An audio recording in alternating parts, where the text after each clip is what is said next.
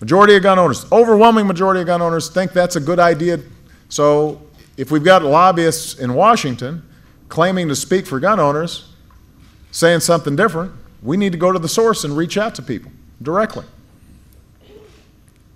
We can't allow those filters to get in the way of common sense.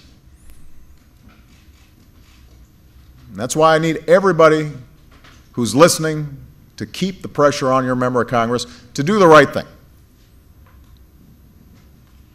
Ask them if they support common sense reforms like requiring universal background checks or restoring the ban on military-style assault weapons and high-capacity magazines. Tell them there's no legislation to eliminate all guns. There's no legislation being proposed to subvert the Second Amendment. Tell them specifically what we're talking about. Things that the majority of Americans, when they're asked, support. And tell them now is the time for action. That we're not going to wait until the next Newtown or the next Aurora. We're not going to wait until after we lose more innocent Americans on street corners all across the country. Not going to wait until somebody else's father or son are murdered.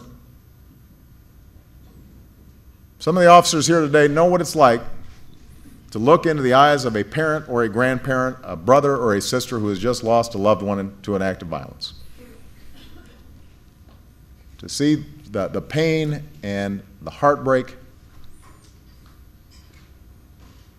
from wondering why this precious life, this piece of your heart, was in the wrong place at the wrong time. It changes you. You're not the same afterwards.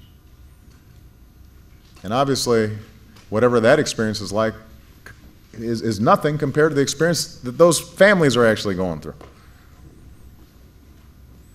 And it makes you realize that if there's even one thing we can do to keep our children and our communities safe, if there's just one step we can take to prevent more families from feeling what they feel after they've lost a loved one, we've got an obligation to take that step. We've got an obligation to give our police officers and our communities the tools they need to make some of the same progress that's been made here in Minneapolis.